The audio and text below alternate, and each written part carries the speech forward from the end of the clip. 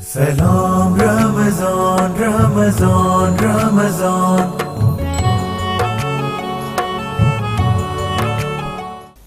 Allah जीअं नालो तीअं मूं वॾो आसरो ख़ालिक तुंहिंजे खांद जो परो पांदु न कोई नालो रब संदो रहियो आहे रूह में।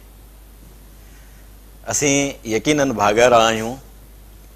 ज़िंदगीअ में हिकु भेरो ॿीहर रमज़ान करीम पंहिंजनि समूरनि सआदतुनि पंहिंजे समूरनि सआदतमंदियुनि भाॻनि ऐं महिरबानियुनि सां असांखे नसीब थियो आहे, जंहिं ते असां परवरदिगार आलम जा अणगणिया शुक्राना अदा करियूं था ऐं खाउंसि तौफ़ीक़ मङूं था त हू असांखे पंहिंजे महज़ महिरबानीअ सां ऐं बाज सां हिमत अता फ़रमाए त हिन रमज़ान जे समूरनि फ़र्ज़नि खे असां बहितर तरीक़े सां निभाए सघूं। ऐं संदसि हुज़ूर में असांजी वेनती आहे त हू असांजे हर अभरे सभरे अमल खे क़बूलियत जो एज़ाज़ अता फ़रमाए। सहरीअ जे हिन ट्रांसमिशन में पाण रोज़ानो हिन टाइम ते असुर वेल हिक ॿिए सां मुखातिब थींदासीं, ॻाल्हियूं कंदासीं हिन प्रोग्राम में रमज़ान जे फज़ीलतुनि जूं, बरकतुनि जूं, रहमतुनि जूं, सआदतुनि जूं, अल्लाह साईं जे पारां बख़्शिश जे बरसात जूं, असांखे अता थियल परवरदिगार आलम जे रहमतुनि जूं। असांजे प्रोग्राम जो नालो आहे रमज़ान ऐं क़ुरान।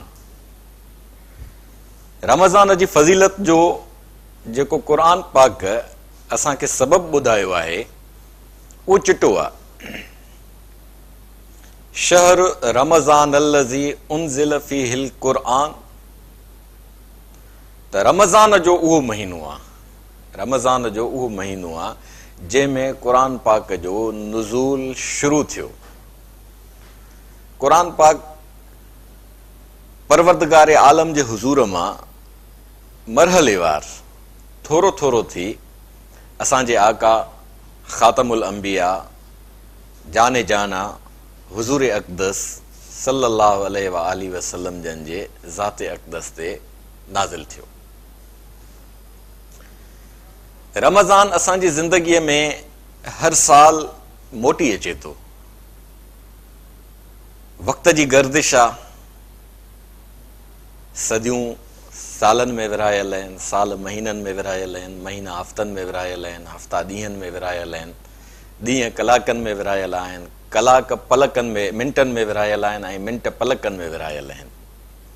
हर वक़्त जी पंहिंजी पंहिंजी नज़ाकत थिए थी, हर वक़्त जी पंहिंजी पंहिंजी अहमियत थिए थी, हर ॾींहं जी पंहिंजी पंहिंजी फज़ीलत थी थिए ऐं माण्हूअ जूं कैफ़ियतूं जेके ज़माने जे गर्दिश जे करे, ज़िंदगीअ जे मुख़्तलिफ़ मसइलनि जे करे, चौधारी पैदा थींदड़ माहौल जे सरगर्मियुनि जे करे माण्हूअ खे कॾहिं हिन पासे थियूं उथलाइनि, कॾहिं हिन पासे थियूं उथलाइनि, कॾहिं मथे थियूं कनि, कॾहिं हेठि थियूं कनि। ज़िंदगीअ जा नशीबो फ़राज़, ज़िंदगीअ जूं लाहियूं ऐं ज़िंदगीअ जूं चाढ़ियूं इंसान जे हयातीअ जो हिकु अणटर हिसो आहिनि। हुज़ूर अक़दस सल्लल्लाहु अलैहि वसल्लम जन ॾाढी हिकिड़ी ख़ूबसूरत ॻाल्हि फ़रमाई आहे। पाण फ़रमायनि त इंसान जो क़ल्ब बयाबान में पियल खंभ वांगुरु आहे।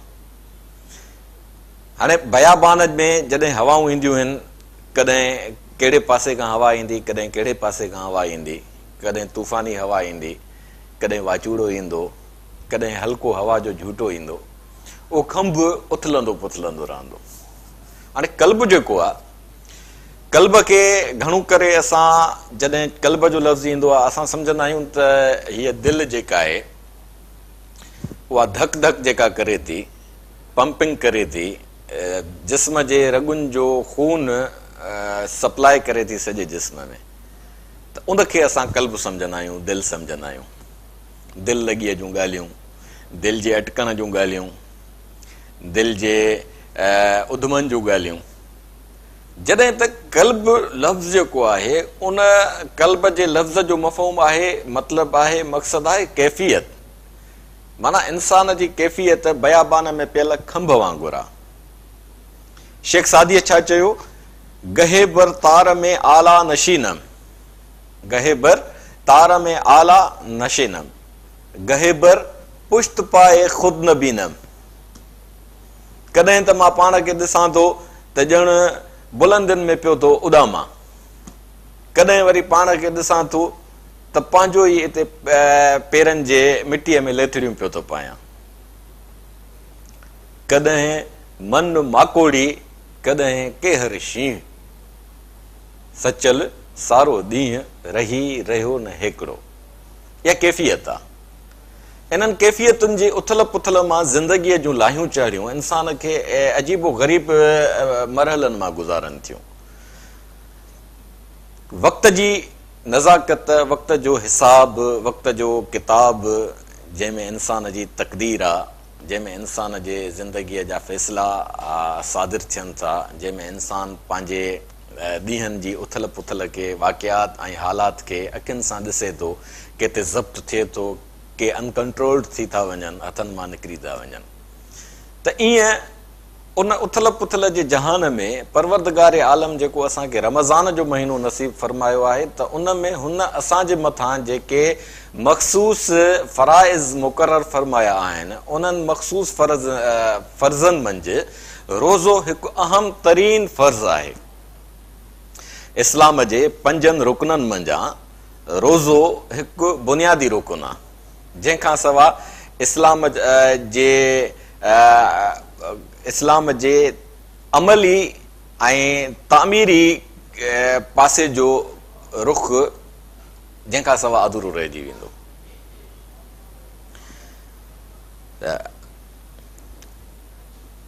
मन शहिद मिनकुम फलियसुम्ह, त जंहिंजे ज़िंदगीअ में रमज़ान अचे थो ऐं उहो माण्हू सिहतमंद आहे, सफ़र में नाहे, ज़िंदगीअ जूं सहूलियतूं हुनखे मुयसरु आहिनि, त उनजे मथां लाज़िम आहे त उहो रोज़ो रखे। रोज़े रखण जो मतिलबु आहे त माना जीअं माण्हूअ खे पंहिंजे ज़िंदगीअ जे मुख़्तलिफ़ पासनि खां परेशानियूं वकूड़नि थियूं, कैफ़ियतूं उनखे दिगर गून हालात मां गुज़ारनि थियूं, त रोज़ो हिकु अहिड़ी कैफ़ियत आहे जंहिंजो ज़ाहिरी अंदाज़ छा आहे त तव्हां खाइण जे शयुनि खां ऐं पीअण जे शयुनि खां ऐं इज़्दवाजी हक़नि खां पाण खे उहो मख़सूस टाइम जेको बाख फुटीअ खां सिज लहण ताईं जे लाइ मुक़ररु कयो वियो आहे, उन में असांखे इन्हनि शयुनि खां पाण खे बिल्कुलु नवेकलो रखी ऐं पाण खे बिल्कुलु आजो रखणो आहे। माण्हूअ जी कैफ़ियत जो ताल्लुक़ु आहे उहो इंसान जे तबीइयाती ज़िंदगीअ सां बि आहे। तबीयत इंसान जी जेका आहे उन जो सॼो दारोमदार सिहत सां आहे। सिहत जो वरी सॼो दारोमदार इंसान जे मैदे सां आहे। मैदो जंहिंखे अंग्रेज़ीअ में मेडिकल जे इस्तिलाह में स्टमक बि चवनि था, त उहो मैदो जेको आहे उन जो ताल्लुक़ु बराए रास्त दिमाग़ सां आहे। हाणे मैदे में शयूं ॻुथियल हूंदियूं, सथियल हूंदियूं, घणो कुझु खाधोसीं, घणो कुझु पीतोसीं, उन में जमो थी वियो, त उनखे हाणे साई बि खपे। जीअं रसूलुल्लाह सल्लल्लाहु अलैहि वसल्लम जन हिदायत फरमाई असांखे त मैदे खे 3 हिसनि में विरायो, 3 हिसनि में विरायो। इन जो मतिलबु आहे त हिकु हिसे में पाणियाठ छॾियो, पाणी था पियो, लिक्विड जेके बि शयूं आहिनि, जूस थी विया या खीरु थी वियो या कोल्ड ड्रिंक थी वई या पंहिंजो ॾुध थी वियो, लसी थी वई या मही थी वई। ॿिए हिसे में खाइण जूं शयूं जेके माकूलात अकल माना जेके शयूं खाई सघजनि, बर्गर थी वियो, पिज़्ज़ा थी वियो, कुकड़ जो बोड़ थी वियो, ॿाकरो गोश्त थी वियो, वॾो गोश्त थी वियो, चांवर थी विया, पुलाव थी वियो, बिरयानी थी वई, जेके बि शयूं माण्हूअ खे मुयसरु आहिनि उहे। 3 हिसो पाण फरमाइनि त ख़ाली रखो, त जेका उन में हवा आहे उन हवा जे स्पेस सां उहे पाणियाठ ऐं लिक्विड शयूं ऐं खाधे पीते जूं शयूं जॾहिं मैदे जे मरहले मां गुज़रनि त उन्हनि खे हज़म करे ऐं उन जे हाज़मे जे निज़ाम जे लाइ ज़रूरी आहे त उनखे हवा जो अंदरि स्पेस मौजूदु हुजे त जीअं उन्हनि खे हज़म थियण में ऐं मूव करण में सवलाई थिए। गुते भरणो न आहे, इहो रोज़ जो मामूल आहे। पर रमज़ान में असां उनखे जेको साही था ॾियूं बाख फुटीअ खां वठी सांझीअ ताईं, सिज उभरण खां अॻु बजे वक़्त खां वठी सिज लहण ताईं, त इहे मुख़्तलिफ़ मौसमुनि में मुख़्तलिफ़ कलाक था थियनि। किथे किथे रोज़ो 16 कलाकनि जो थिए, किथे 13 कलाकनि जो थिए, किथे 14 कलाकनि जो थिए। त उन विच में जेको असां खाइण ऐं पीअण जे शयुनि खां परे था थियूं त असां महसूसु कंदा आहियूं त असांजो मैदो, असां उन ते को बि भार कोन्हे को, बिल्कुलु हल्को आहे। ऐं उन हलकड़ाइप जे करे असांजे दिमाग़ में तरावत ईंदी आहे। दिमाग़ जी तरावत माण्हूअ में बशाशत पैदा कंदी आहे, ख़ुशी पैदा कंदी आहे। इहो रोज़े जो तबई मसइलो आहे जेको हर 12 महीने असांखे परवरदिगार आलम जे बाज सां नसीब थो थिए। उहो असांजे तबई फ़ाइदनि जो हिकु पासो आहे। ॿियो वरी पासो इहो आहे त माहौल सॼो जेको इस्लामी दुनिया जो आहे, जंहिंमें असांजे रोज़े जो महीनो रमज़ान में असां वटि हिकिड़ो मुकमिल तौर ते कल्चर आहे जेको असांजी तहज़ीब जो हिसो आहे। उहा माहौल पंहिंजे पासनि में हिकिड़ो अनोखो मिसाल पेश कंदो आहे। एतिराम जी कैफ़ियत माण्हुनि में अची वेंदी आहे, माण्हुनि जा जज़्बा जेके आहिनि नरम थी वेंदा आहिनि, माण्हुनि जूं जेके तबियतूं आहिनि उन्हनि में हिकिड़ी बाझ ऐं जंहिं माण्हूअ में माणपो हूंदो, जेकॾहिं माण्हू में माणपो न आहे, उहो एतिराम नथो करे ऐं उहो इन्हनि शयुनि जी हक़ीक़त खे तस्लीम नथो करे ऐं इन्हनि खे अजीबो ग़रीब क़िस्म जे फ़लसफ़नि में उलझाए ऐं मुझाए थो विझे, त इहो उनजो पंहिंजो वर्ड आहे। उनखे कुझु बि नथो करे सघिजे, उनखे छॾे ॾिजे त पंहिंजो जेको फ़लसफ़ो पेश करे थो, पंहिंजो जेके ॻाल्हियूं करे थो, उन्हनि ॻाल्हियुनि ते पाण हले। पर मजमूई तौरु समाज में जेको तअसुरु उभिरे थो रमज़ान जे ॾींहंनि में, जेको माहौल ठहे थो, उन माहौल में जेका हिकिड़ी ख़ुशगवारी असांजे साम्हूं अचे थी, त उहो सॼो माहौल, मिसाल जी ॻाल्हि हींअर असुर जो वक़्तु आहे। असुर जे वक़्त में ॿहिराड़ियुनि में हिकिड़ो ॾाढो ख़ूबसूरत समाउ हूंदो आहे त मस्जिदुनि में माण्हू मौलूद हलाए छॾींदा आहिनि ऐं मौलूदनि में मिठे मुरसल सल्लल्लाहु अलैहि वसल्लम जन जी सना असांखे ॿुधण लाइ मिलंदी आहे, अलाह साईं जो हमद असांखे ॿुधण जे लाइ मिलंदो आहे। या रखी रखी जेके पाड़े जा नेक मर्द हूंदा आहिनि उहे ऐलान कंदा आहिनि, उन्हनि ऐलाननि जो हिकिड़ो पंहिंजो अजीब मिठास हूंदो आहे। रोज़ेदारो बाक़ी रोज़े बंदि थियण में हेतिरो वक़्तु आहे, खाई पी वठो, ॼाण रोज़े जो वक़्तु ख़तमु थियो, त इहो हिकिड़ो माहौल थो ठहे। इन माहौल में हिकिड़ो सुकून थो बर्पा थिए ऐं उहो सुकून इंसान खे पंहिंजे ज़िंदगीअ जे 11 महीननि जी हणवट खां हिकिड़ो परभरो करे ऐं ज़िंदगीअ जे लम्हात खे वधीक नरम ऐं वधीक बहितर करण जो हुनखे माहौल मुयसर थो थिए। इहो रोज़े जो समाजी पस मंज़र आहे। रोज़े जे रूहानी पस मंज़र जे लाइ हुज़ूर अक़दस सल्लल्लाहु अलैहि वसल्लम जन फरमायो, मन क़ाम रमज़ान ईमानम वहतिसाबन गुफ़िर लहू मा तक़द्दम मिन ज़ंबिन। त जेको शख़्स रमज़ान में उथियो, जंहिं शख़्स रमज़ान में क़याम कयईं माना निमाज़ पढ़ियईं, ऐं रमज़ान में वरी तरावीहनि जो जेको सिलसिलो आहे, तरावीहनि जे सिलसिले में वरी जेको क़ुरान पाक जी तिलावत जो सिलसिलो आहे, इहो इबादत जो हिकिड़ो अनोखो सिलसिलो आहे, जंहिंमें इंसान जे ईमान जी ताज़गी ऐं तजदीद जो उहो पासो अची थो वञे, जंहिंमें पंहिंजे ईमान ऐं इस्लाम जे फ़लसफ़े जूं ॻाल्हियूं ताज़ियूं थियूं थियनि। कीअं थियूं ताज़ियूं थियनि, इन ते पाण ॻाल्हाईंदासीं। वठूं था हिकिड़ो नंढड़ो break. Salam Ramazan, Ramazan, Ramazan.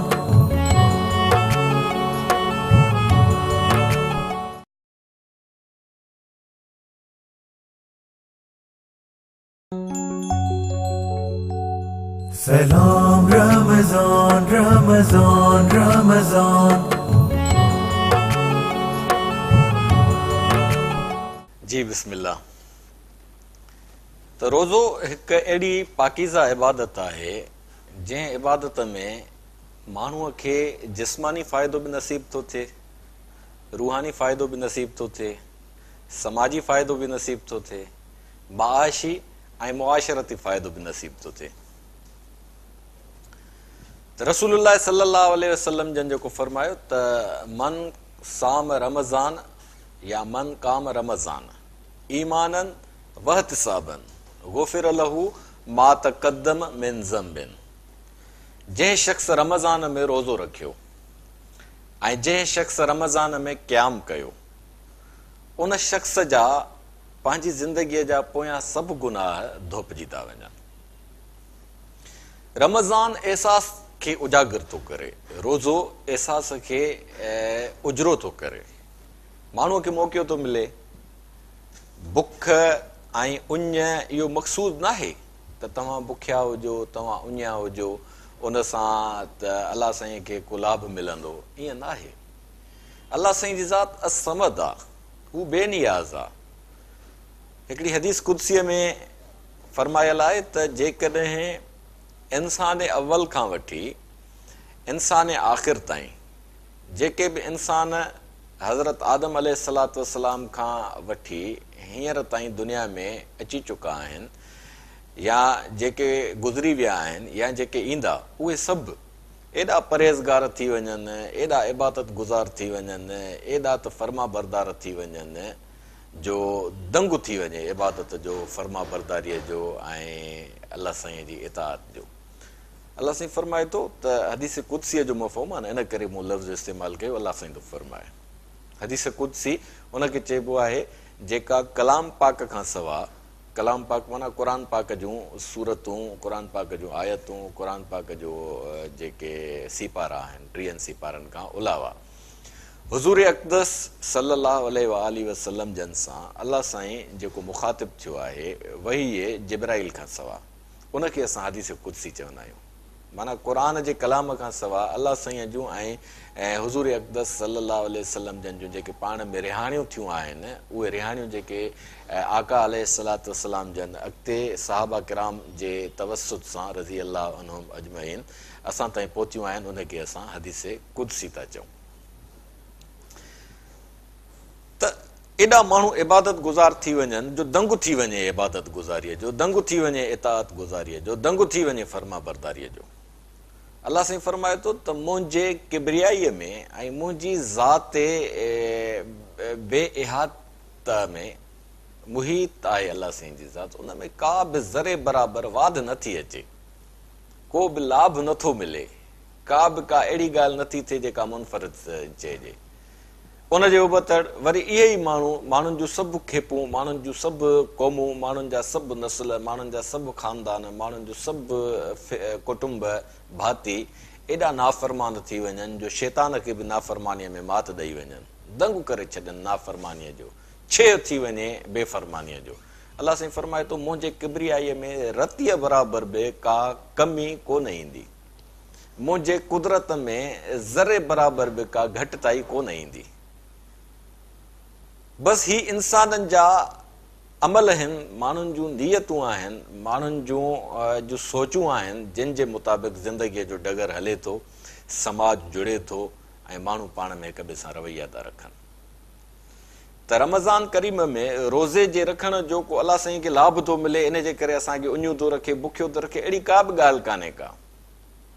हुन असांखे बुखियो ऐं उञूं रखण सज़ा तौरु न चाहियो आहे, बल्कि हुन चाहियो आहे त इंसान जी फितरत आहे न, माण्हू जंहिं फितरत ते ठहियल आहे उहा फितरत तबी फितरत आहे। हिकिड़ो मादी जिस्म आहे, उन मादी जिस्म जूं पंहिंजूं घुरिजूं आहिनि।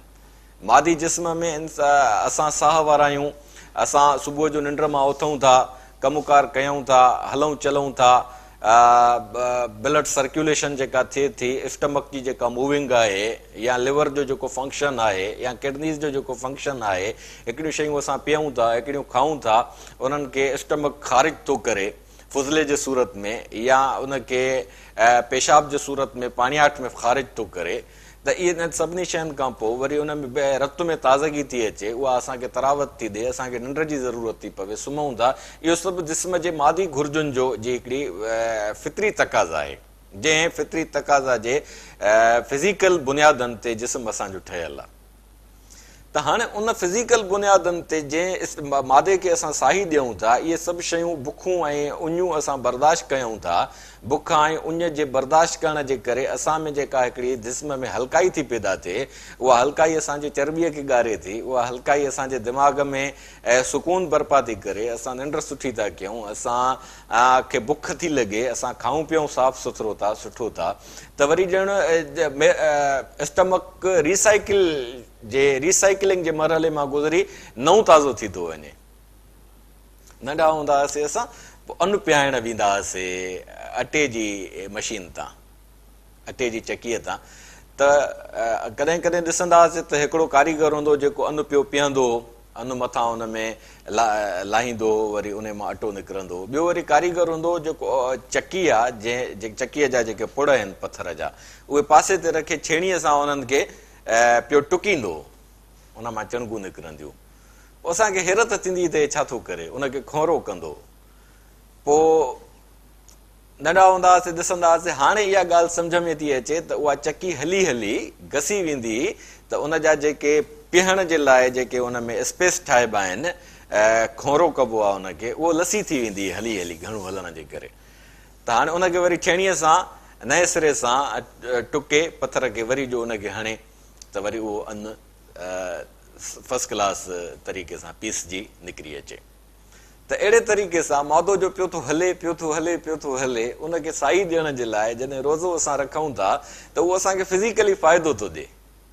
त उन में इहो न आहे त को असांखे सज़ा थी मिले, असांजे पंहिंजे भले जे लाइ आहे। डॉक्टर ॾे वेंदा आहियूं, सुई हणंदो आहे, असांखे ईज़ाउ ईंदो आहे, त असांखे ईअं लॻंदो आहे छा त इहे असांजो दुश्मन आहे।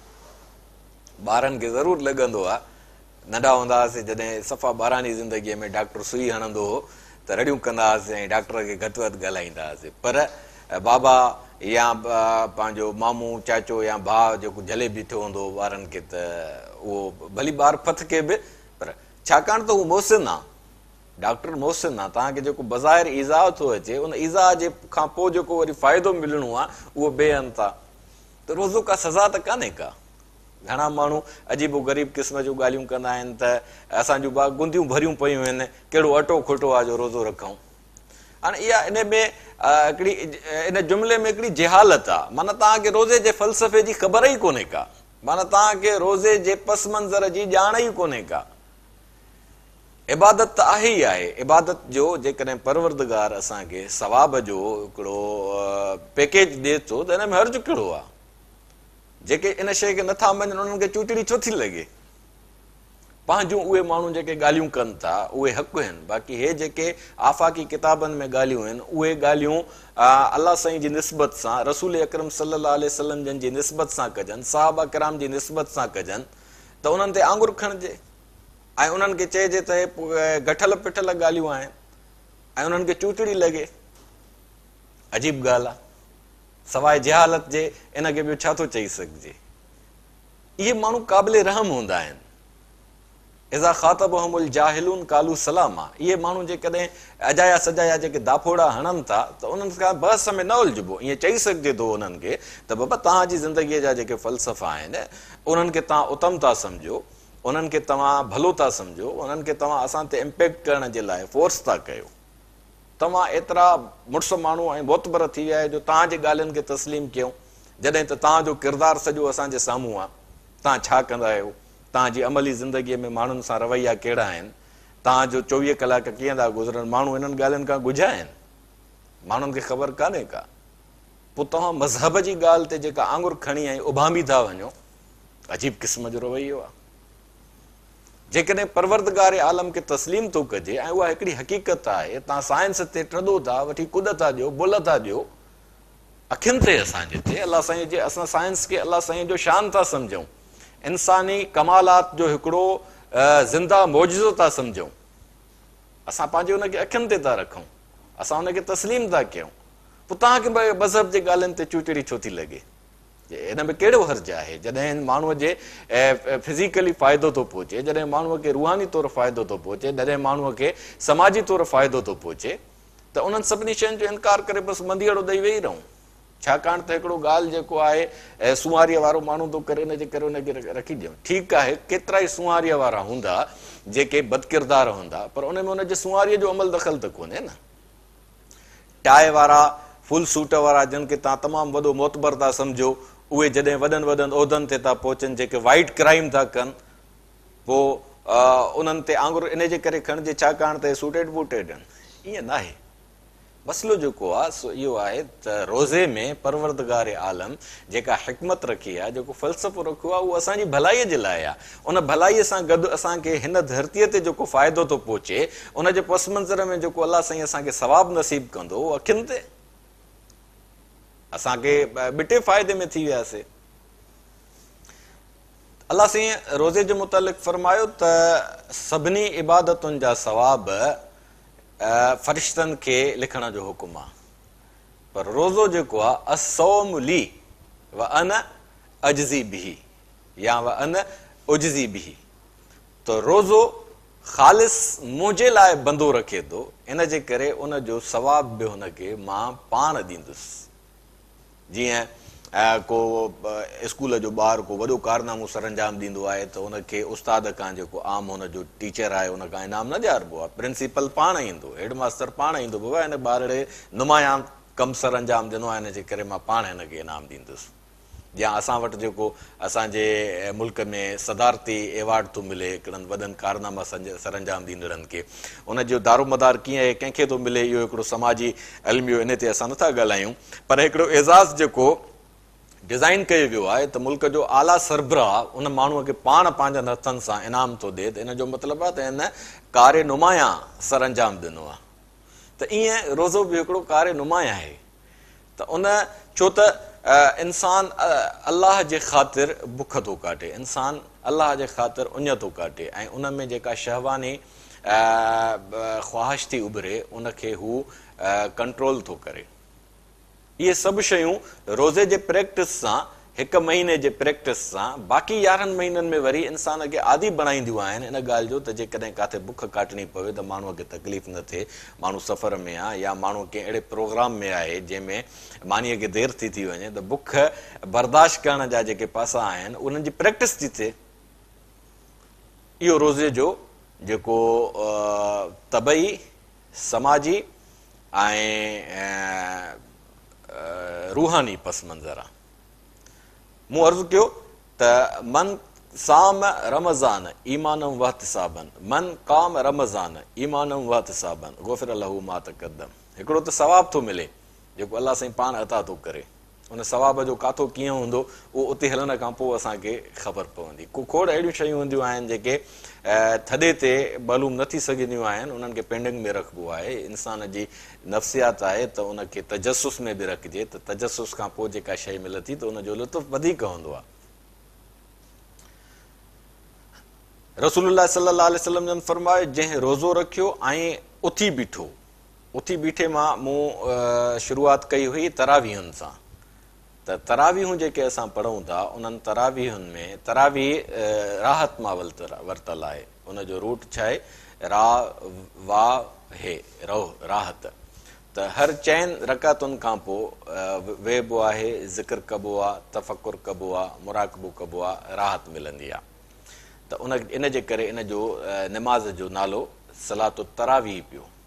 त जीअं हर 4 रकातुनि खां पोइ साई पई, माण्हू उथे थो 4 रकातूं पढ़े थो, उन्हनि 4 रकातुनि में इलाही डिघी तिलावत थी थिए त माण्हू थकिजी थो पवे, उनखे राहत वठण जे लाइ वरी ॿिए क़ाइदे में जेको माण्हू वेही ऐं सलाम थो फिरे, वरी ॿियो क़ाइदो मतिलबु 4थी रकात में पोइ माण्हू वेहे थो, उनखे राहत थी मिले, इनखे तरावीह चइबो आहे। उनजो फ़ाइदो कहिड़ो आहे इन ते पाण ॻाल्हाईंदासीं हिकिड़े वक़्फ़े खां पोइ।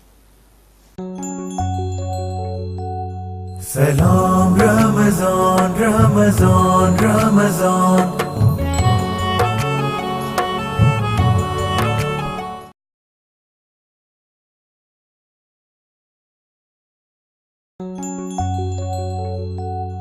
सलाम रमज़ान रमज़ान रमज़ान। जी नाज़रीन, तरावीहुनि जी पाण ॻाल्हि पए कईसीं। तरावीहूं निमाज़ जा क़िस्म आहिनि। हिकिड़ियूं निमाज़ूं फ़र्ज़ आहिनि, हिकिड़ियूं निमाज़ूं वाजिब आहिनि, हिकिड़ियूं निमाज़ूं सुन्नत आहिनि, हिकिड़ियूं निमाज़ूं सुन्नत मुअक्कद आहिनि, हिकिड़ियूं निमाज़ूं सुन्नत ग़ैर मुअक्कद आहिनि। सुन्नत मुअक्कद माना फ़र्क़ु आहे। फ़र्क़ु कहिड़ो आहे त फ़र्ज़ निमाज़ जो न पढ़णु मूजिबे बाज़ पुरसी थो बणिजे, माना उन माण्हूअ खां बाज़ पुरसी थींदी त बाबा तूं फ़र्ज़ अदा छो कोन कयो। फ़र्ज़ जो इनकार जेको आहे उहो कुफ़र आहे। ॿियो आहे वाजिब। वाजिब अदा करणु ज़रूरी आहे, पर उन जे न अदा करण सां बे बाज़ पुरसी थी सघे थी ऐं उन जे इनकार सां कुफ़र न थींदो। ॿियो आहे सुन्नत मुअक्कद, जंहिंजो ताक़ीद थियल हुजे त हीअ सुन्नत तव्हांखे लाज़िमन अदा करणी आहे, हीअ सुन्नत लाज़िमन तव्हांखे पढ़णी आहे। हिकिड़ी सुन्नत अदा कबी आहे, हिकिड़ी सुन्नत पढ़बी आहे। पढ़ण वारनि सुन्नतुनि जो तालुक़ निमाज़ सां आहे। जीअं असांखे बुज़ुर्गनि चार्ट ठाहे ॾिनो आहे त सुबुह जी निमाज़ में 4 रकातूं, 2 रकातूं सुन्नत, 2 रकातूं फ़र्ज़। ज़ुहर जी निमाज़ में 14 रकातूं, फ़र्ज़ खां अॻु 4 रकातूं सुन्नत, 2 रकातूं नफ़िल, 4 रकातूं फ़र्ज़, 2 रकातूं सुन्नत, वरी 2 रकातूं नफ़िल। इहो हिकिड़ो चार्ट आहे। वरी टेपरीअ जी निमाज़ आहे, जेके असां पेशीअ जी निमाज़ बि चवंदा आहियूं, उन जूं 8 रकातूं, फ़र्ज़ खां अॻु 4 रकातूं सुन्नत ऐं फ़र्ज़ 4 रकातूं सुन्नत।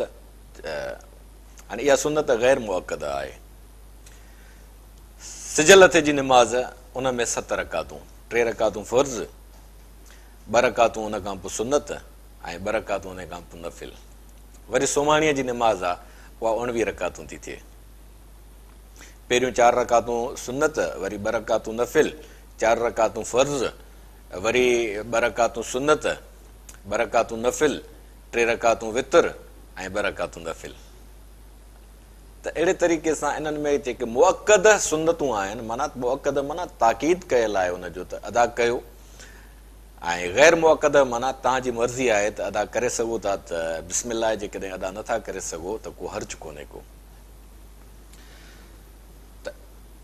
तरावीहूं जेके आहिनि उहे वाजिब न आहिनि, सुन्नत मुअक्कद बि न आहिनि, सुन्नत ग़ैर मुअक्कद आहिनि। माना जेकॾहिं माण्हूअ खे पुॼाव पवे त पढ़े, जेकॾहिं पुॼाव न पवेसि नथो पढ़े त उनजो गुनाह कोई कोन्हे को। पढ़ण सां माण्हूअ खे फ़ाइदो थो थिए, रूहानी फ़ाइदो थो थिए, समाजी फ़ाइदो थो थिए ऐं नफ़्सियाती फ़ाइदो थो थिए। क़ुर माण्हू पढ़े थो, ॿुधे थो ऐं उन क़ुर जे ॿुधण जा जेकॾहिं सम्झ में अचे थो त नूरन अला नूर, जेकॾहिं सम्झ में नथो अचे ऐं सिर्फ़ु माण्हू ॿुधे थो त उन ॿुधण में बि क़ुर पाक जी जेका लज़त आहे उहा इंसान जे रूह में हिकिड़ी शगुफ़्तगी पैदा थी करे। त जेको माण्हू उथी बीठो, गुफ़िर लहू मा तक़द्दम, नबी करीम सल्लल्लाहु अलैहि वसल्लम जन उन्हनि खे बिशारत था ॾियनि त उन जा पोयां गुनाह सभु धोपिजी साफ़ थी था वञनि। त ज़िंदगीअ में मतिलबु पोयूं जेके माण्हू अचे नफ़्स मलामतूं थो करे, के कोताहियूं थियूं, के ग़लतियूं थियूं, माण्हू जी फितरत आहे न, का यादि माज़ी जेका आहे माण्हूअ खे अज़ाब ॾींदी आहे। माण्हूअ खां ग़लती थी वई, उन ते माण्हू पशेमान थो थिए, पशेमान थियण खां पोइ उन वक़्तु माण्हू हथु पटे थो, यार चङो थियो मुंहिंजी जान छुटी, इन कोताहीअ मां निकिरी आयुसि, माण्हू खे ख़ुशी थी थिए।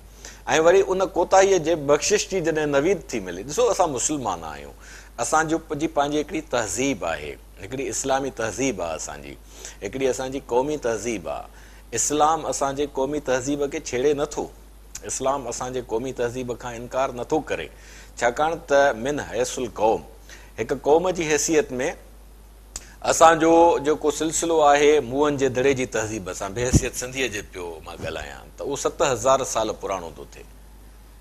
ऐं ईअं न आहे त को इस्लाम हुज़ूर अक़दस सल्लल्लाहु अलैहि वसल्लम जन खणी आया।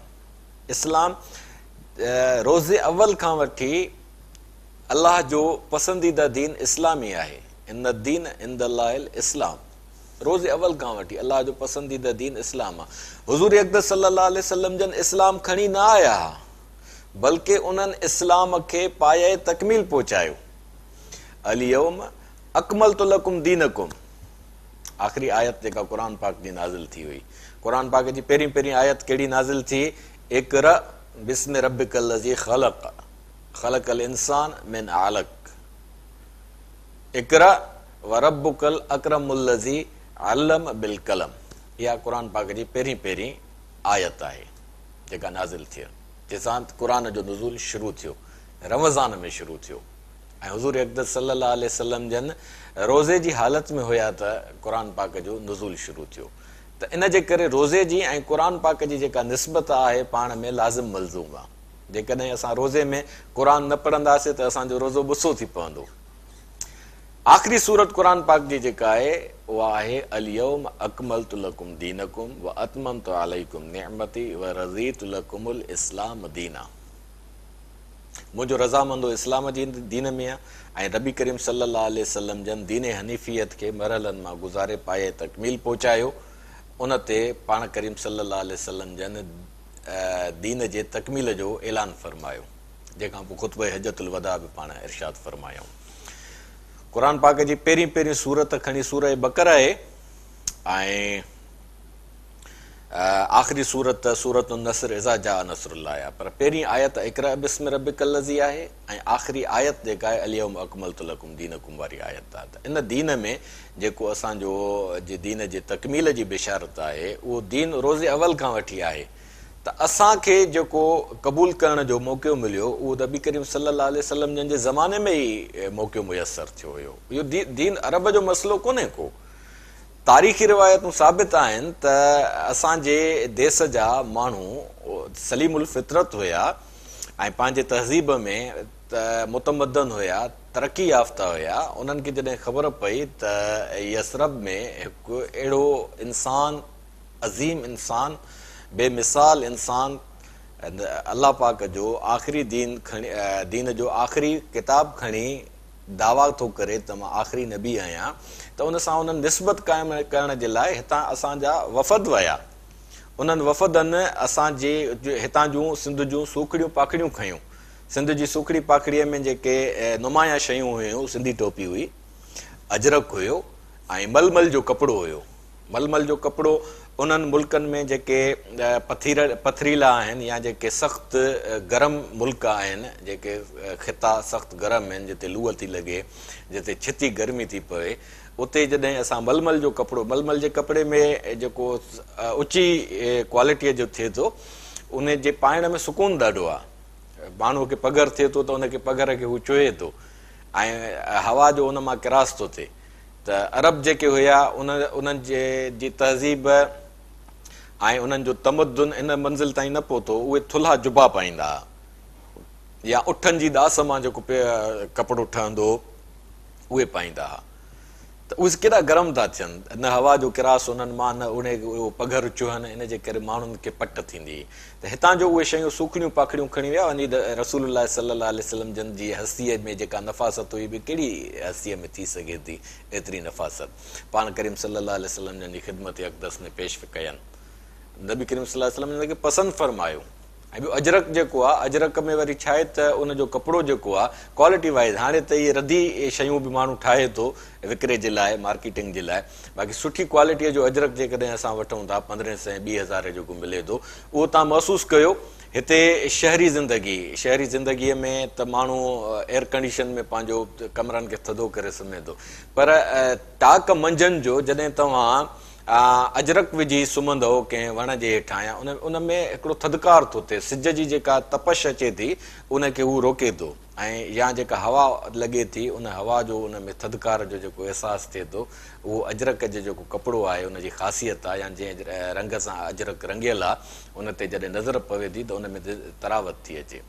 त उहे शयूं नबी करीम सल्लल्लाहु अलैहि वसल्लम जन खे पेश कयूं वयूं। उतां उहे पैगाम खणी आया इस्लाम जो, हिते अची उन्हनि ॻाल्हियूं कयूं त पाण करीम सल्लल्लाहु अलैहि वसल्लम जन हिन तरीक़े सां असांखे दीन सम्झायो आहे ऐं असां ला इलाहा इल्लल्लाह मुहम्मद रसूलुल्लाह सल्लल्लाहु अलैहि वसल्लम जहिड़ो कलमे तय्यब पढ़ी तव्हां वटि उनजो तोहफ़ो खणी आया आहियूं, जंहिंजे लाइ पाण करीम सल्लल्लाहु अलैहि वसल्लम जन फरमायो आहे मन काल ला इलाहा इल्लल्लाह दख़ल अल जन्नह, जंहिं बि चयो ला इलाहा इल्लल्लाह त उहो जन्नत में दाख़िल थी चुको। छो त ला इलाहा इल्लल्लाह जे पस मंज़र में हिकिड़ी तहज़ीब आहे। उहा तहज़ीब कहिड़ी आहे उन ते असां ईंदड़ प्रोग्राम में ज़रूरु ॻाल्हाईंदासीं। उहे जॾहिं हिते पैगाम खणी आया असांजे सिंध जे सरज़मीन ते त माना पाण करीम सल्लल्लाहु अलैहि वसल्लम जन जे मौजूदगीअ में ई असां वटि हिते आफ़ाक़ी पैगाम पहुची चुको। जेतिरो क़ुर पाक तॾहिं अञा कलेक्ट थिए पियो, पूरो नाज़िल न थियो हो, जेतिरा उन्हनि खे पारा या टुकड़ा मिलिया उहे हिते खणी आया। पोइ हाणे हिते इहा ॻाल्हि वाफण त पंहिंजो ॾाहर जे ज़माने में बिन कासिम आयो ऐं उन अची असां ते इस्लाम मुसलत कयो, केॾी जाहिलाना ॻाल्हि आहे, केॾी जाहिलाना ॻाल्हि आहे।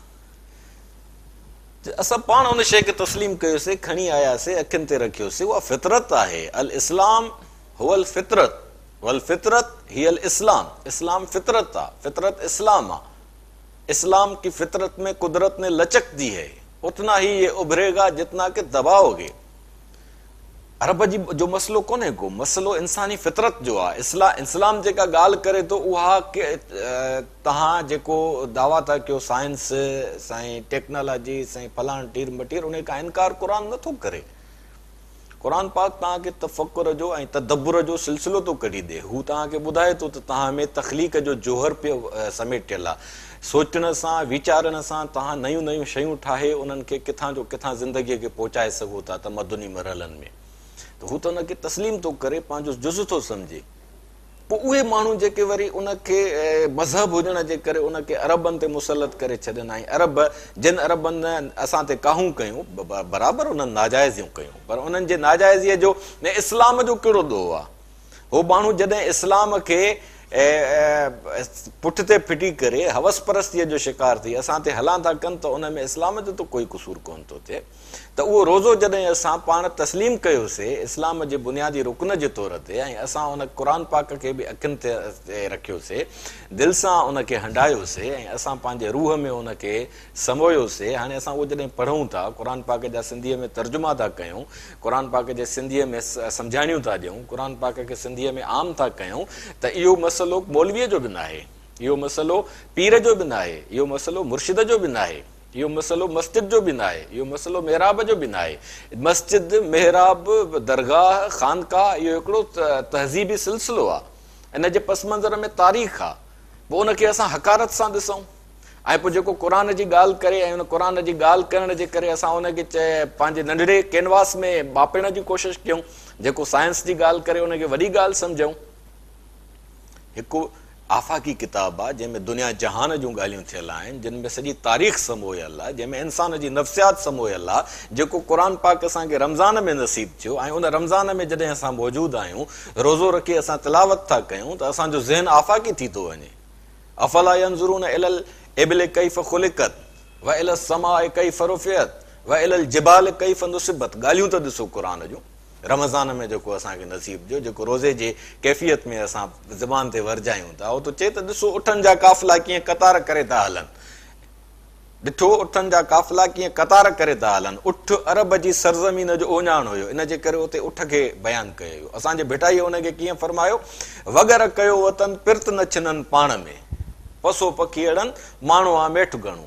आसमान में पखियुनि जो मंज़र जेके वगर माना इज्तिमाही ज़िंदगी। अफ़ला यंज़ुरून इलल इबिल, उठ जेके गॾु गॾु हलनि था काफ़िले में, इज्तिमाहियत मुराद आहे, माना कटिजो न हिक ॿिए खां, गॾिजी ज़िंदगी गुज़ारियो। कुटुंब खां क़बीलनि ताईं, क़बीलनि खां क़ौम ताईं पंहिंजी ज़िंदगीअ खे मुश्तमे कयो, गॾे सॾे हलायो। इहो क़ुर पाक जो पैगाम, केॾो ख़ूबसूरत पैगाम। वरी चए थो इल समाए कैफ़ रुफ़ियत, हो ॾिसो उभ केॾा वस बुलंद आहिनि, उन में केॾियूं कहकशाऊं आहिनि, केॾा चमकाट आहिनि, केॾा सितारा आहिनि जेके चिमकनि पिया था, टिम टिम ॾींहंनि वांगुरु टिमकनि पिया था। वलक़द ज़य्यना समाअ दुनिया बिमसाबीह, उन्हनि खे असां समाए दुनिया जे छेड़े तां ज़मीन जे तां तव्हांखे आसमान थो नज़र अचे, टिम टिम टिमकंदड़ ॾीआ जेके तव्हांजे ज़िंदगीअ में रौनक था पैदा कनि। त ईअं पंहिंजे ज़हन जे उफ़ुक खे बि एॾो बुलंद करे छॾियो जीअं आसमान आहे, ऐं तव्हांजे ज़हन में सोचूं जेके हुजनि, हर सोच टिमकंदड़ ऐं ॾीए वांगुरु लाट बणियल हुजे। या त पोइ इनखे चऊं त बसि इहा ॻाल्हि क़ुर जी आहे, इन जे करे मुला जी ॻाल्हि आहे, ईअं असां उन खां महरूम थी वेही रहूं। इन जे करे त फलाणो थो चवे त क़ुर जेको आहे अरब जो किताबु आहे। बाबा अरब जी ॻाल्हि किथां अची वई? अरब ते नाज़िल थियो, उन क़ौम में जंहिंमें नाज़िल थियो उनजो तव्हां तारीख़ी पस मंज़र त ॾिसो, उन्हनि माण्हुनि जूं ख़ूबियूं त ॾिसो, उन्हनि माण्हुनि जूं सलाहियतूं त ॾिसो। उन्हनि माण्हुनि जो तहमुल ऐं बर्दाश्त त ॾिसो, उन्हनि माण्हुनि जी कुवत इरादी त ॾिसो। ईअं बसि हरूभरू सुर ई उन्हनि ते नाज़िल थियो एॾो वॾो आफ़ाक़ी किताब जेको पूरी काइनात जे इल्मनि खे पाण में समेटे थो। हा, समेटे थो। ईअं थोरे ई आहे तव्हांजे चवण ते बसि असां हथु खणी वेंदासीं ऐं पोइ साइंस जे कॾ पइजी वेंदासीं। साइंस ज़िंदगीअ जो हिकिड़ो जुज़ आहे, हुनखे असां अपनाईंदासीं, पर उन सां गॾु मावरा काइनातूं जेके आहिनि, परवरदिगार जूं कार फरमायूं जेके आहिनि, असां उनखे बि ईअं सां हंडाईंदासीं। तव्हांजे कॾ लॻूं असां, तव्हां असांखे केतिरी मोट ॾींदव? मालिकी कंदव? हिकिड़ो माण्हू जेको वठी ईअं भावाट थो करे साइंस, साईं टेक्नोलॉजी, साईं तारीख़, साईं तहज़ीब, साईं तमदुन, साईं क़ौम, साईं फलाण टीर मटीर, वॾी इनक़लाब जी ॻाल्हि थो करे, वञोसि दर ते त मिलण जे लाइ तयारु कोन्हे को, कयोसि फ़ोन त अटेंड करण जे लाइ तयारु कोन्हे को, वर चढ़ी वञे त तहज़ीब सां गुफ़्तो करण जी हुन में फज़ीलत कोन्हे का, उहो माण्हू थो चए त क़ुर खे छॾियो, अरब जो मसइलो आहे। छिता थिया आहिनि। व इलल जिबाल कैफ़ नुसिबत, पहाड़ ॾिसो, ऊचे घाट कीअं बीठा आहिनि। ॾिसो इंसान जी फितरत खे क़ुर पाक केॾे कमाल सां थो बयानु फरमाए, ऐं उहो कमाल असांखे रमज़ान में नसीब थियो आहे। रमज़ान जेको असांजे ज़िंदगीअ में अची चुको आहे। हाणे असां ताज़ो सहरी कंदासीं, सहरी करे रोज़ो रखंदासीं, असां पुरसुकून थींदासीं, असां तफ़कुर कंदासीं, असां तदब्बुर कंदासीं, असां पंहिंजे ज़हन में मुस्बत ऐं तामीरी ऐं बुलंद सोचुनि जा ॾीआ टिमकाईंदासीं, ऐं सांझीअ जो असां रोज़ो खोलींदासीं। उन जा जेके ही ॻच कलाक घारियासीं, उन खां पोइ पाणी पी असां जेका फ़रहत महसूसु कंदासीं, उन फ़रहत जे हर फ़रहत में असां अल्हम्दुलिल्लाह ऐं सुभान अल्लाह जे उचारनि सां ख़ल्क़णहार जी तस्बीह ऐं तहमीद बयानु कंदासीं। तव्हांखे भली एतिराज़ हुजे हिन ॻाल्हि ते त इंसानी फितरत खे जेको इंसान जे ज़हन खे एॾे कमालात ॾे वठी वेंदड़ किताब आहे, जेको किताब असांखे क़ुर पाक जी सूरत में रमज़ान में नसीब थियो आहे, जंहिं रमज़ान खे ऐं क़ुर खे लाज़िम मलज़ूम अलाह साईं करार ॾेई असांखे 12 महीने ही मौक़ो मुयसर फरमायो आहे त तव्हां क़ुर जी तजदीद कयो, तव्हां क़ुर जी तिलावत कयो। नबी करीम सल्लल्लाहु अलैहि वसल्लम जन छा फरमाया जी जेका ज़िम्मेवारी अलाह साईं बयानु फरमाए, उहा कहिड़ी फरमायईं त युअल्लिमुहुमुल किताब व युज़क्कीहिम यतलू अलैहिम आयातिही व युअल्लिमुहुमुल किताब व युज़क्कीहिम। आयतूं तिलावत थो करे, तिलावत बरहक, व युअल्लिमुहुमुल किताब, ऐं उन किताब जूं जेके आयतूं तिलावत करण खां पोइ उन्हनि जी तालीम थो ॾे।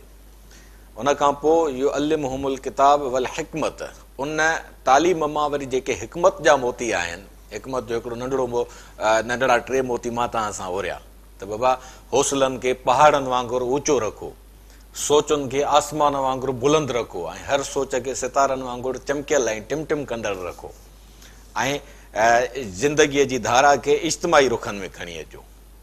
रोज़े सां असांखे इहे बरकतूं नसीब थियनि थियूं, इहे फज़ीलतूं नसीब थियनि थियूं। असांजी एॾी वॾी सोच जो कैनवास एॾो वॾो वसी थी थो वञे। सो क़ुर अरब जो मसइलो न आहे, क़ुर फितरत जो मसइलो आहे। फितरत हर माण्हूअ जी साॻी आहे, यहूदी हुजे, ईसाई हुजे, बुद्ध हुजे, काफ़िर हुजे, मुस्लमान हुजे, नेक हुजे, सालेह हुजे, केर बि हुजे, क़ुर बरहक आहे जेको रमज़ान में नाज़िल थियो, असांखे नसीब थियो आहे। असां हुन ते अलाह साईं जा शुक्राना बजा था आणियूं।